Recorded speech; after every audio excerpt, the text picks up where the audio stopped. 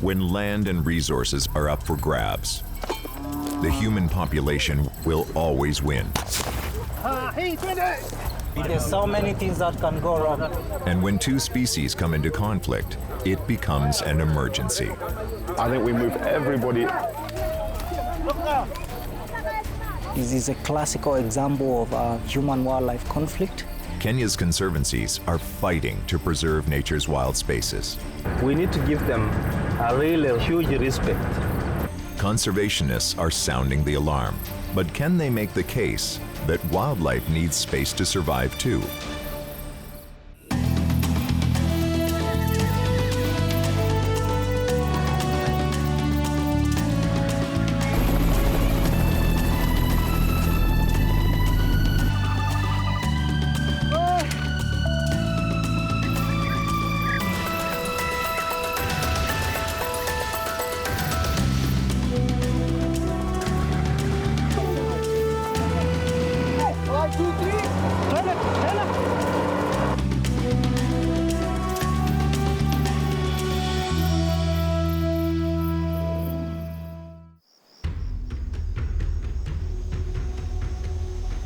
The fate of African wildlife comes down to a simple equation. The more people a country has, the greater the requirement for land and resources. When the needs of those people bump up against the needs of animals, the losers are the wildlife. So what happens when the land is in Africa and the wildlife in question are some of the world's great species? This is the issue facing Kenya's conservation community. The population of Kenya has doubled in the last 25 years, and it's currently growing at the rate of 1 million people a year. With fewer and fewer wild spaces for them, Africa's animals are coming in contact with humans. And where the two species overlap, there is a perpetual state of conflict.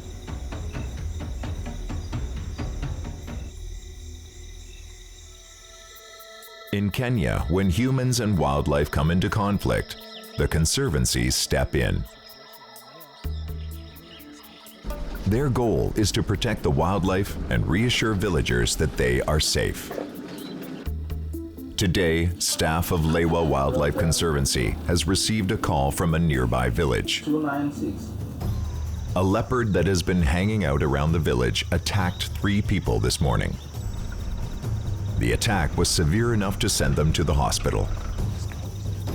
Now it's run into an abandoned house and won't leave. The villagers are angry and scared. Kenyan Wildlife Service vet Mathew Mutunda is dispatched to the scene. Mko na comms na sisi, mko na communication na sisi. So they phoned Lewa radio room and we came to offer the solution. This is a tough job. Mathew needs to get there before the leopard or one of the villagers ends up dead. Once you get such a call, it's always an emergency. It's an emergency in the safety of the community and on the animal. The story is a few goats have been lost in the vicinity and it's an abandoned house. So he's a young guy, he's not very wise into the ways of the world. The villagers have livestock, so it's not a surprise that a leopard would go after an easy meal. What is unusual is that the leopard has stayed in the village. This is an indication that the cat may be injured or ill. Mathew's years of experience are important here. He's going into a tense and dangerous situation, which is made more unpredictable by the fact that the leopard will likely be in an agitated state. It's very hard, I'm telling you.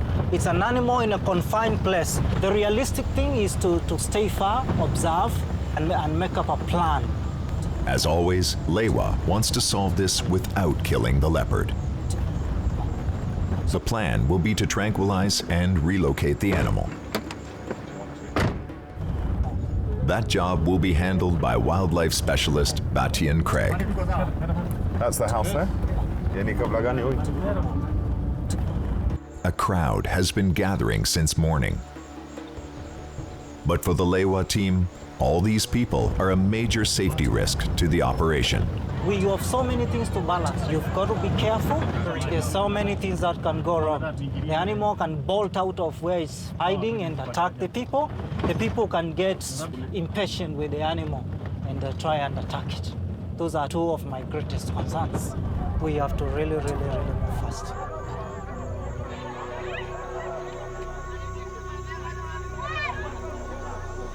Na hii kitu ni bali kibo. Let me ask these guys. I think we move everybody Way back. Distance is around 12 meters from here. It's inside here. Yeah. 2 entry points. Mathew has scouted the area and has come up with his strategy for darting the leopard.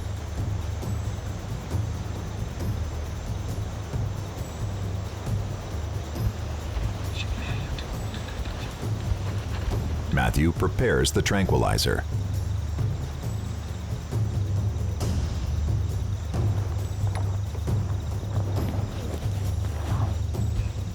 He takes up a position hoping the bushes provide enough cover and waits for the leopard to make a move.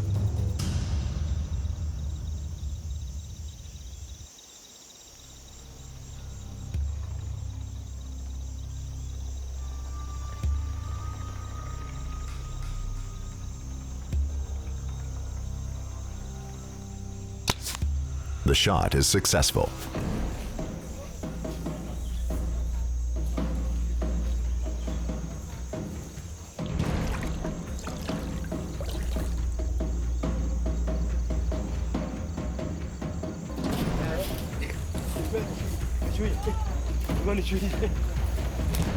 Funka.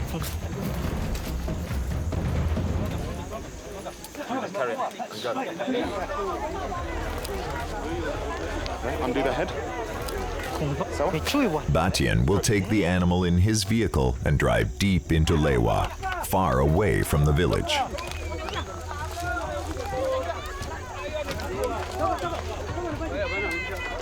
Sawa, mtaenda na gari yangu mlete vitu. Sawa?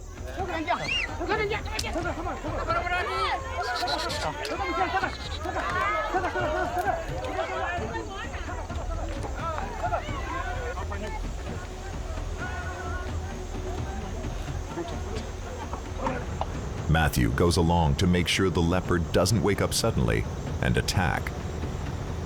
I just want to restrain the legs.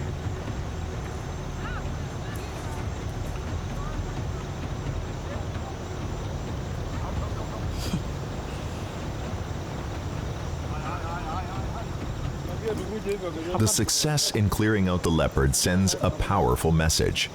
Not only can Lewa be counted on to protect the wildlife, but it will act in the best interest of the community as well.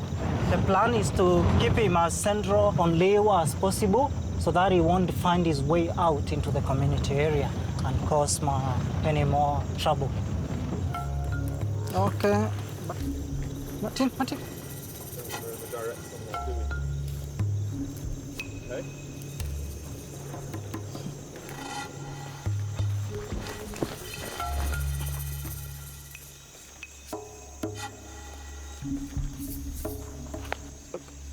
Okay, there you go.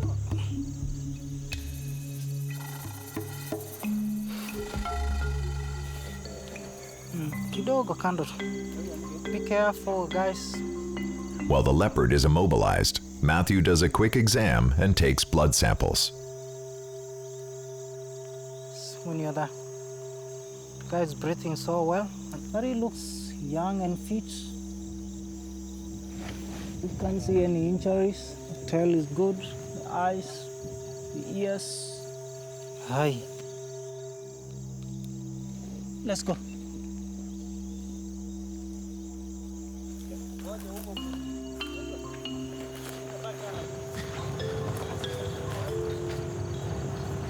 They wait until it's clear the leopard has shaken off the tranquilizer before they go.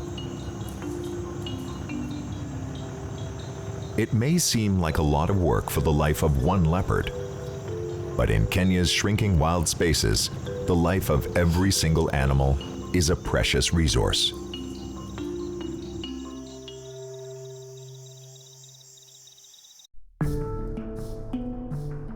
Even though human populations are grabbing more and more land, there are still places in Africa that remain wild and appear to be in a healthy balance.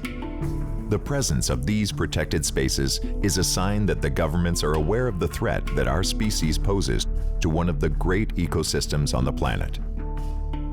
If we want lions, elephants, rhinos, and the other great animals of the continent to exist and thrive, the reality is that we now have to plan and manage both the human factor and the animals. Even in the most wild of spaces, the movement of humans through that space becomes a factor.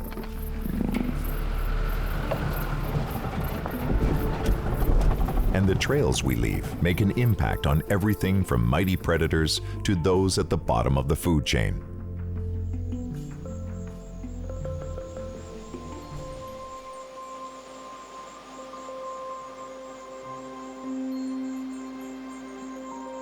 For creatures like this dung beetle, it takes only one small road to make a huge impact. It's a David and Goliath struggle.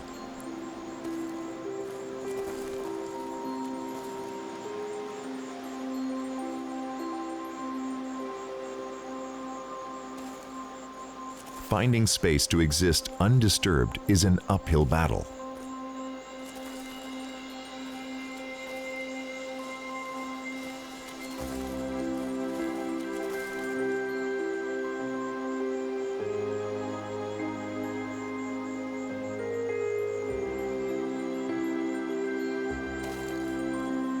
But the resilience of nature is an extraordinary thing. It has the ability to adapt to constant changes.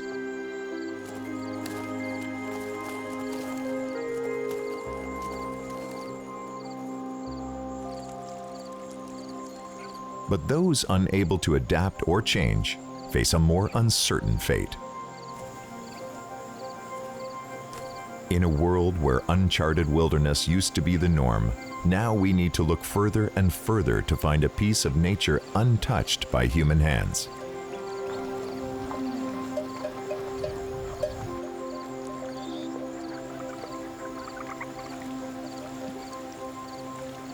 But even though there is scarcely a corner of Africa untouched by humans, there are some spaces where people and wildlife are coexisting successfully. This is the Namanyak Wildlife Conservancy. It's a community conservancy in northern Kenya run by the Samburu. Like the Maasai, they are part of the Nilotic peoples. Their ancestors came south from the Nile Valley to Central and Eastern Africa. The Samburu have lived here in Kenya for centuries.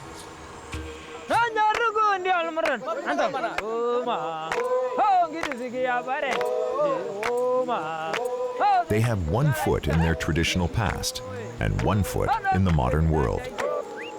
By tradition, the Samburu are pastoralists. They raise cattle, goats, and sheep. In many ways, they still live the way their ancestors did.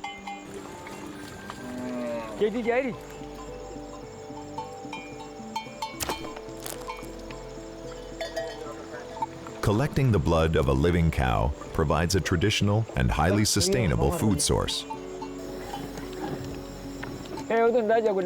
The Samburu have an oral tradition, handing down their practices from generation to generation.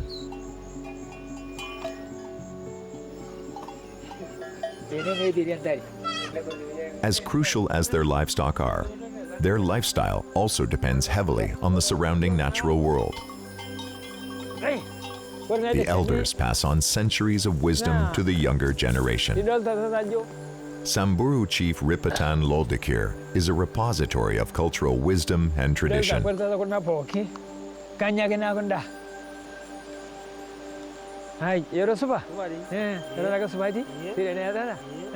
Chief Ripatan continues to follow the traditions that keep him and his community tied to their old ways.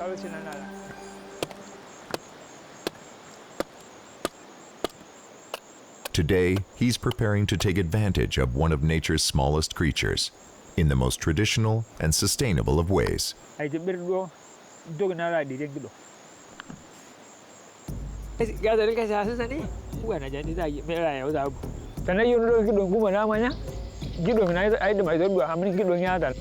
Chief Ripatan is going to collect honey as he was taught to do by his father,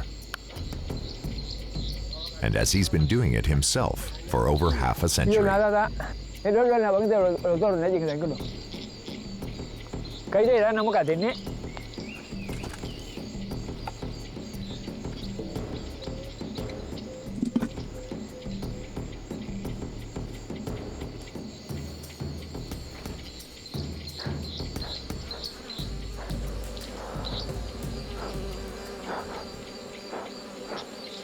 Ripatan keeps track of the location of the hives around the area.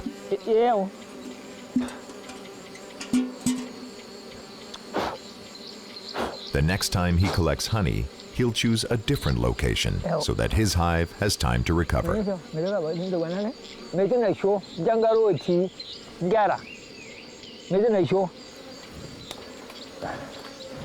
Chief Ripatan and his generation have grown up living a life that is in balance with nature.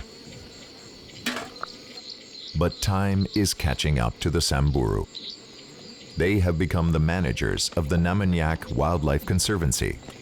They are no longer an isolated tribe removed from the modern world. This is a mixed blessing.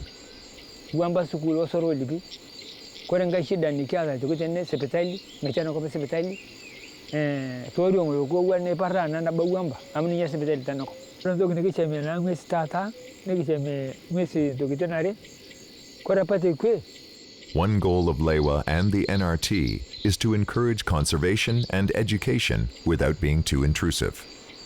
In the context of what's needed for coexistence between humans and wildlife, the key thing is that the people need to recognize the value of the wildlife. It needs to have meaning to them. You know, what we need to recognize is that humans have been living with wildlife, either in conflict or out of conflict for, since time immemorial. We're just having a conversation about what the positive opportunities might be for those people. That conversation revolves around a delicate balance of traditional ways and new opportunities. Outside support is a double-edged sword. These days, it is easier to trade for sugar than collect honey.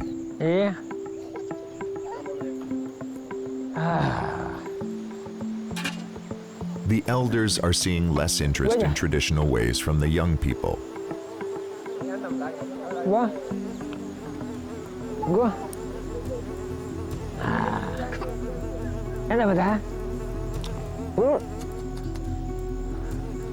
But there is also nothing sweeter than being self-sufficient, in harmony with the environment. Change is inevitable. But what do we lose if the ways of these traditional people are gone forever?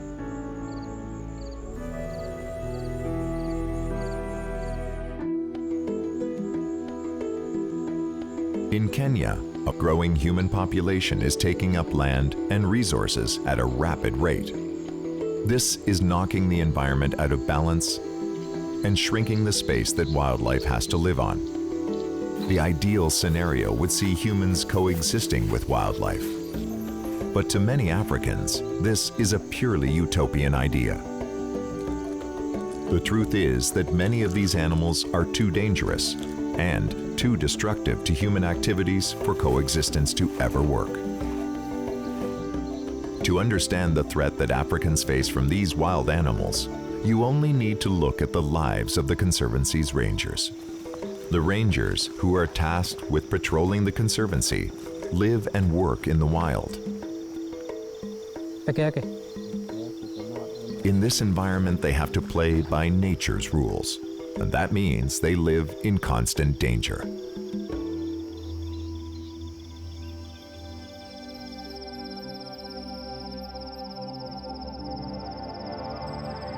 These field rangers live self-sufficiently in designated wilderness outposts throughout the conservancy.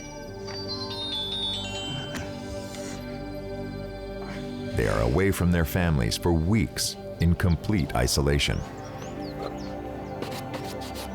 These rangers are tasked with protecting rhinos that are under constant threat from poachers. A threat that is so immediate that each of the conservancy's rhinos needs to be visually sighted every 3 days. Like the Samburu herders, their job brings them into constant proximity of all of Africa's wildlife.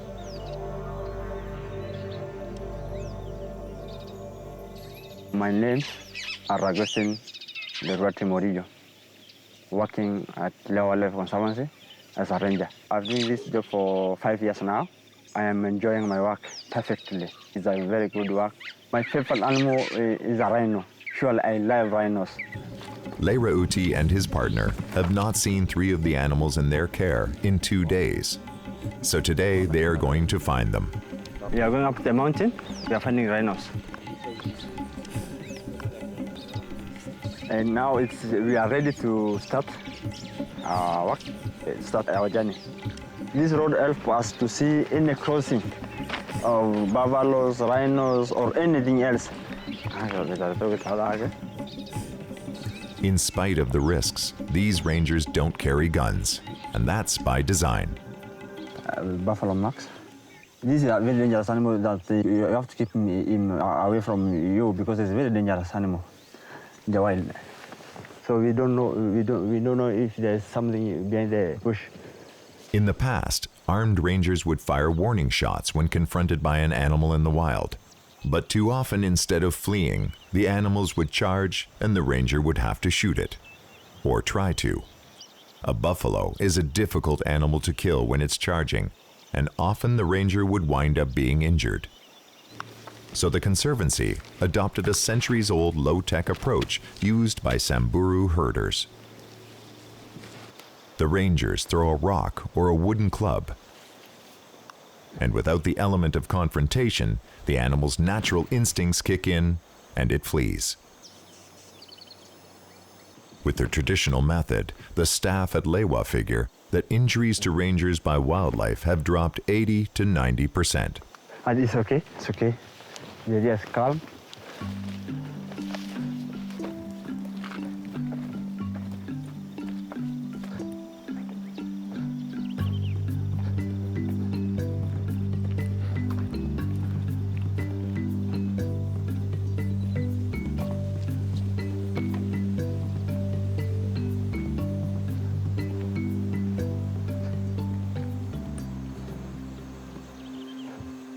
They find their first clue.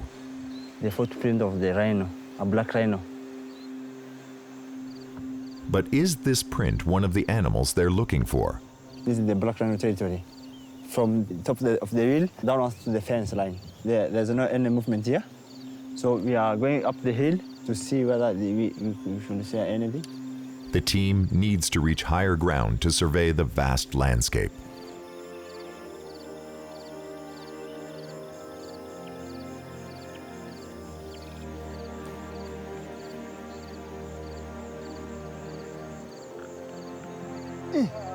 It's a long climb up the hill in the hot sun.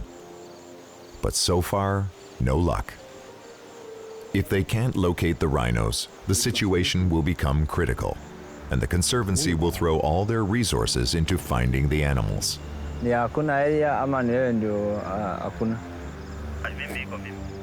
will need to reposition.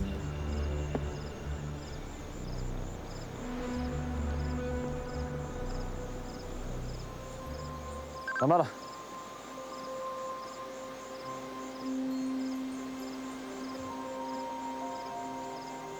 The team finds one of the most well-known personalities on the Conservancy. Now we see one white rhino, and we already identified the rhino. His name is Imado. That's the big male that we have in this area. Normally, you'd have to get closer to identify an individual rhino, but this guy has a very identifiable characteristic. When Imado was a baby, The hyena tried to go with his ear and left the ear hanging, so it's easy to identify it. While he is a welcome sight, they are not any closer to finding the 3 individual black rhinos on their agenda. I'm trying to look if I will find any black rhino, because during the night they come up to the mountain. During the day they go to the plains. If they can't find these 3 animals today, they will have to sound the alarm. If the rhino is not seen for 3 days, we call the reinforcement team. I see one rhino far away in that plain. There is one rhino there, very far. So it's now we go there. Today, these rangers walked for miles without spotting many animals. When people started to move into this area of Kenya, they needed land for farming and ranching. The wild animals wandering through, attacking people and livestock, were considered dangerous pests and too dangerous to make coexistence possible. So hunters were brought in to wipe them out by the thousands. To people settling the land, there was no ambiguity. In order to survive, humans had to bend the land to their way of living. It was survival. Today, this is the result. There are so few rhinos that each one needs caretakers like these 2 rangers.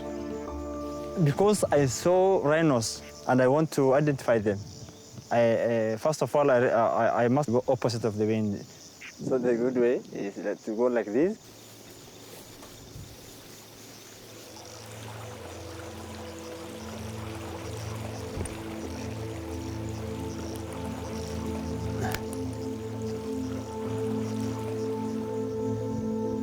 Staying upwind, they come across one of the animals they're looking for. Yeah, it's a black rhino. It's a black rhino.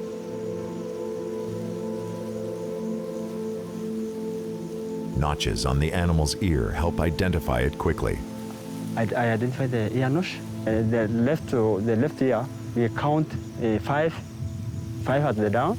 This is not a job you want to linger over. Every second they stay, they risk the rhino smelling them and charging. Roger, 17. Chukua sabu area. The rhino is coming, so let us go. So that's 1 rhino located, and 2 more to go.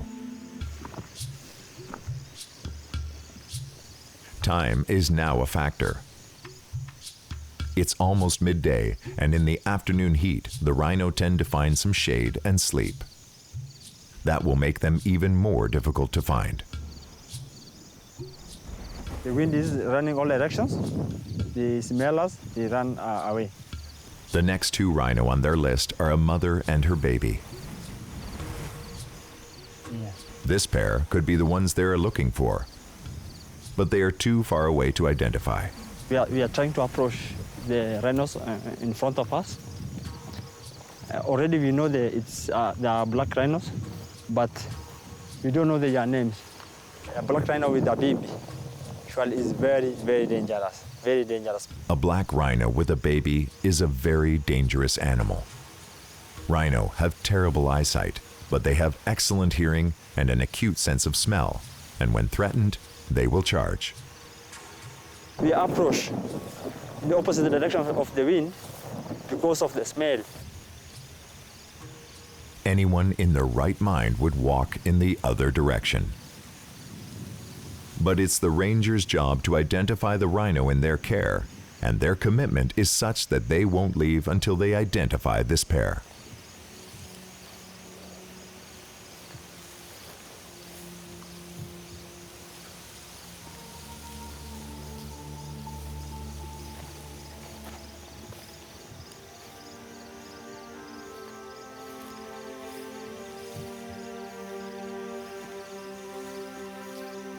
The 2 are identified as the rhinos they've been looking for. And the rangers start the long trek back.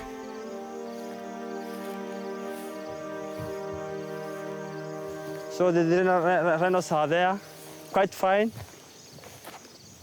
They are just enjoying the green pastures. Today, several teams like this one are reporting their findings to Lewa headquarters. Roger, after now. When dangerous wild animals and humans try to occupy the same territory, one way of life has to bend in order to ensure the survival of the other. In conservancies like Lewa, although our species manages and patrols the land, as much as possible, it's the wild that rules these areas. But when an individual animal within Lewa's boundaries becomes a threat, life gets complicated. And this is exactly the scenario that Lewa is about to face.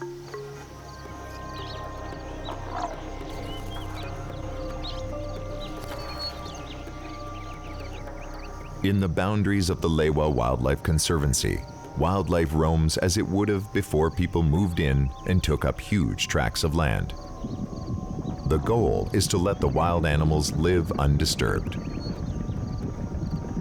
But even under those conditions, the reality is, conservancy boundaries are finite, and sometimes animals can become serious threats to the people who work there. When that happens, the animal has to be managed. The Cape buffalo is one of Africa's Big Five. It's one of the most dangerous animals in Africa, nicknamed the Black Death. If threatened, the buffalo will charge, and it doesn't back off. This is not generally an animal you want to get close to. But today, KWS vet Mathew Mutunda plans to do just that. Our mission today is to take off these rock buffalo. The Kenyan Wildlife Service veterinarian team is on its way to meet John Pameri, the head of security operations. They have been deployed to respond to a highly sensitive situation, the relocation of a Cape buffalo. An older male has been pushed out of his herd and has habituated himself at a nearby lodge. Male buffaloes who are outcast from their herd will compensate by being overly aggressive. Part of the funding to support Lewa Conservancy comes from tourism. The sad reality is, an aggressive buffalo is bad for business. So it's a difficult dilemma. Where can this animal go? We are here for a specific mission to take out one of the buffaloes. The African Cape buffalo is a huge temperamental animal. A plan is made as the team gathers and the area's rangers share their last sightings of the animal. Mathew learns that the buffalo has been captured and relocated in the past, and its horns trimmed as a safety measure. But he's found his way back since, and his horns have regrown. So we just have some more vehicles. We hope we get it.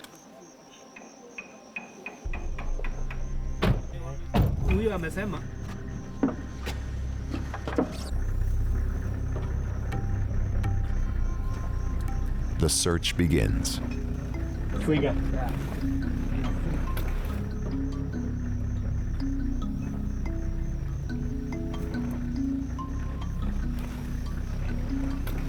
Even though this old male has probably been pushed out of his herd, it's likely he'll continue to try to return to them. So Mathew and his team are going to start their search by locating the herd. The herd was last sighted past an exclusion zone. The electric fence keeps elephants and giraffes out to protect vegetation. But today, it just makes their job all the harder. Pole pole. Angalia kulala chini. Sawa? The herd has been located. Every animal is carefully inspected to see if it matches the description of the older male. Cut on the tips. Habia sumbiri angalia, sumbiri ni anaweza jua hiyo mnyama. Oh, inakuja. We just checking one more place. If we don't get, we go. Just before the team is about to leave the area, Mathew spots something. the old male was probably once an alpha. It's hanging around, hoping to get back in. I think it's him. It's very important to take the right guy. It takes considerable cost to move this animal from here to Sarah. That's not so bad. Bad thing is to be clueless. One last inspection of the individual confirms its identity. The plan is to tranquilize the animal and relocate him. This is a crucial time. The team must remain quiet and calm so as not to spook the animal. If it is panicked and runs into the bush, they might not be able to locate him in time to inject the necessary antidote, and the buffalo would likely die.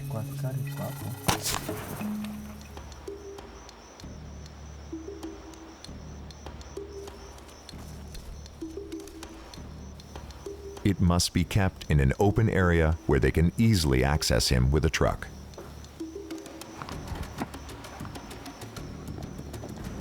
The tranquilizer is starting to take effect, and the team moves in. Chunga bwana. Chunga hii kitu.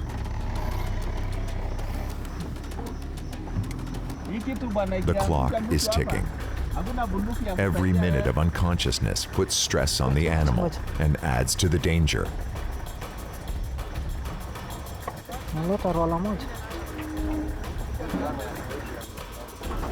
This buffalo has been immobilized.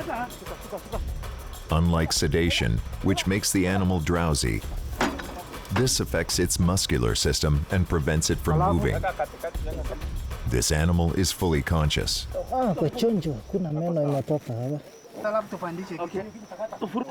The animal is choking. Okay. Ngoja. Harakisheni ndugu yangu. Be careful, he can wake up and run over you.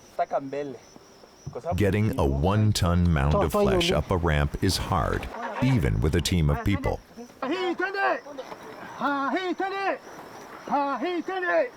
They don't want to keep the buffalo tranquilized for much longer, so time is of the essence.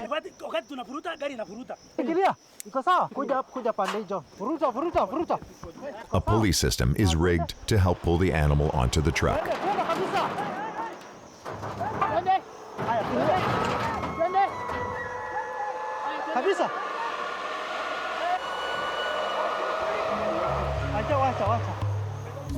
Haya, wanaume, hii tutaingiza na mkono. Tumbiri, unajua ile ya kuweka rola pale kwa juu. Shika mahali. 1, 2, 3. Tena. Twenda. 1, 2, 3, tene. 1, 2, 3, tene. 1, 2, 3, tene.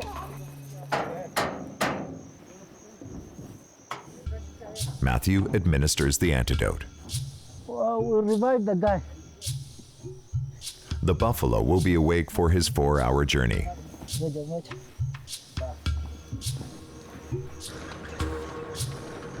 They're relocating him to the Lewa Wildlife Conservancy, a 20,000-acre conservation area 4 hours away from Lewa. For John Pameri, the concern is not just the animal's survival, but also his quality of life. Yeah, he will be having a nice life. There's a lot of other buffaloes around. There's plenty of ladies around. So he can marry 1 or 2 or 3.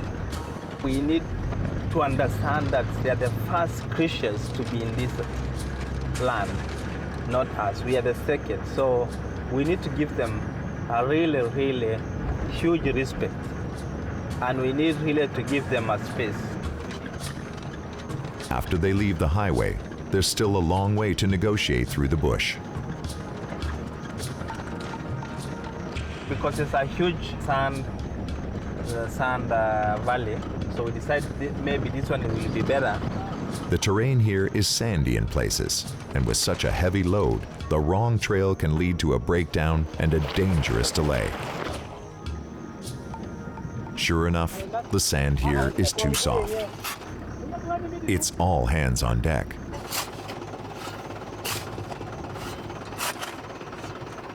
The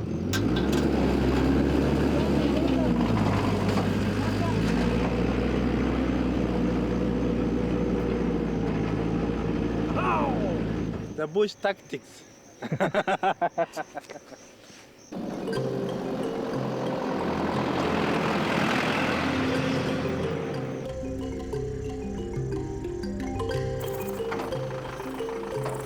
Ya nasa leta nini?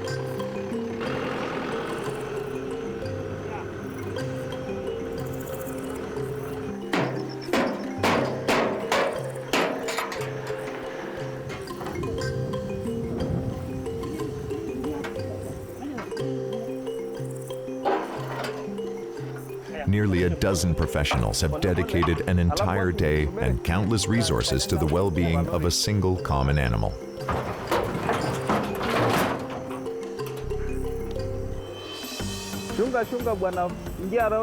And so, after a full day, the problem buffalo is relocated away from the lodge that he was threatening and away from his own herd. Hakuna hata kusimama. Nyo.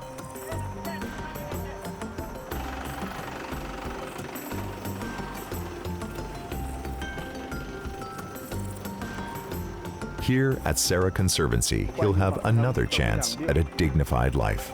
And he may even contribute some genetic diversity to the local population.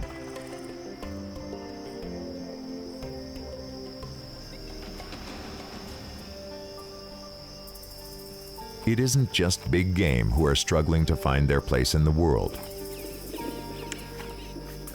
As wild habitats across Africa disappear because of human development, the remaining territory becomes increasingly fragmented. What used to be the vast African wilderness is now reduced to pockets.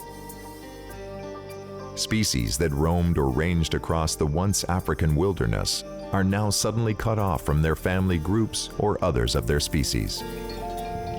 In one of these fragments in Namanyak Conservancy, an isolated community of animals is making their last stand in Kenya. Yeah, so as we are walking now, we are ending to Ngarenarok. Ngarenarok means black waters in Samburu. A brand new tourist program is being spearheaded by a local community leader named Daniel. Daniel is leading an armed team to check on a precious population of wild Diaries monkeys. He's hoping to generate some income for his community, but he's also driven by a desire to preserve a species he loves. Those kinds of monkeys are unique. They are not found everywhere. So people can come and learn about the Diaries monkey. The Diaries monkey is not rare, but until recently, it was assumed there were none east of Kenya's Great Rift Valley.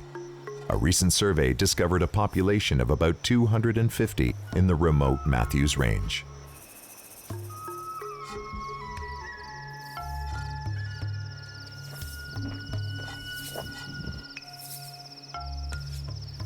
The best time to see them is the morning, so the team will need to camp overnight.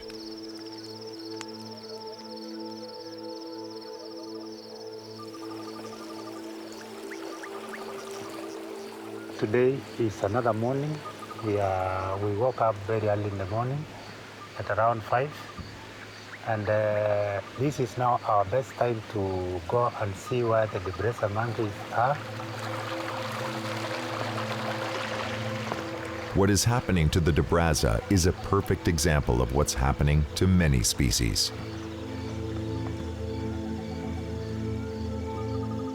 Human activity cuts off and isolates populations, and over time, these small islands of wildlife get eroded, which can lead to the extinction of the species.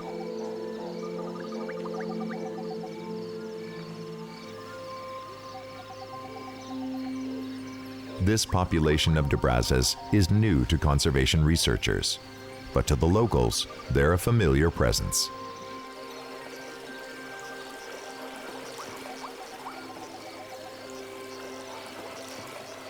When I was a child, these Diaries monkeys were just here. Up to now, up to the time I came, we thought of coming to tame them or to habituate them. So since I was a child, they were just here. But these monkeys thrive only in this specific pocket of forest, where the river and trees combine to provide the perfect habitat.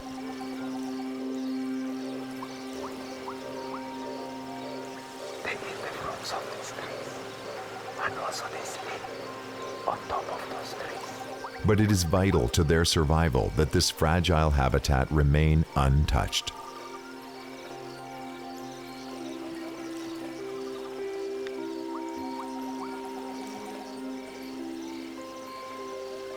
If they all disappear or die, I will just feel very sad. Because, life is so much important. I feel very important because I'm seeing now the welcome tree is coming. He's coming to eat something. Will be known all over the world.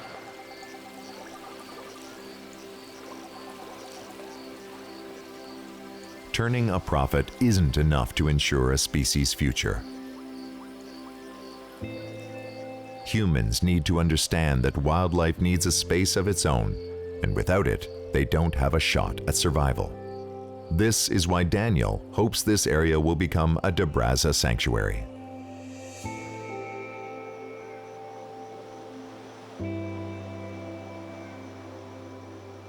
In Kenya, for the people on the front lines of conservation, it's no longer possible to leave things to chance.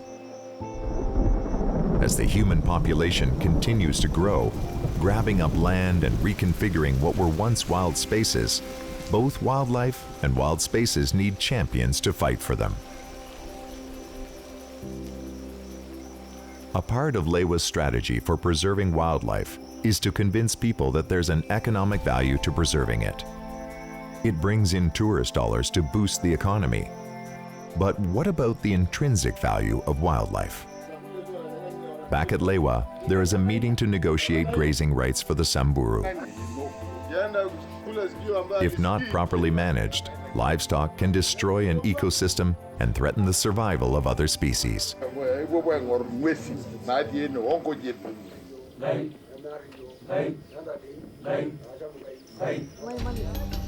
But beyond economics, how do you convince people that wildlife deserves to exist in and of itself, just as much as we do?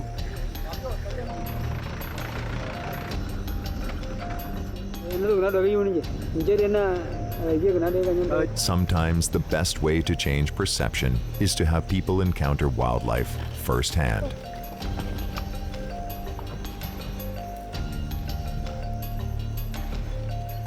Even though the local Samburu live in traditional ways, surprisingly, most of them have never seen a rhino in their lives. They are forever changed.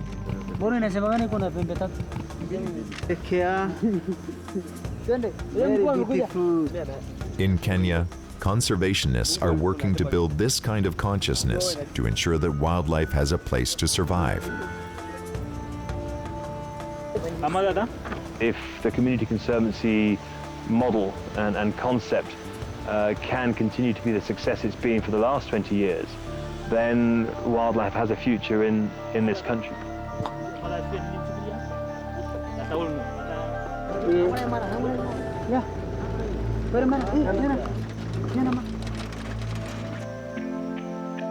The future of wildlife in Kenya comes down to simple mathematics. There is a finite amount of space. With populations currently growing by 1 million people a year, there will be even less of that space for wildlife. These numbers can be reduced through family planning and education. But for now, the question is, are humans willing to make the commitment to give wildlife the space it needs to ensure their survival into the distant future?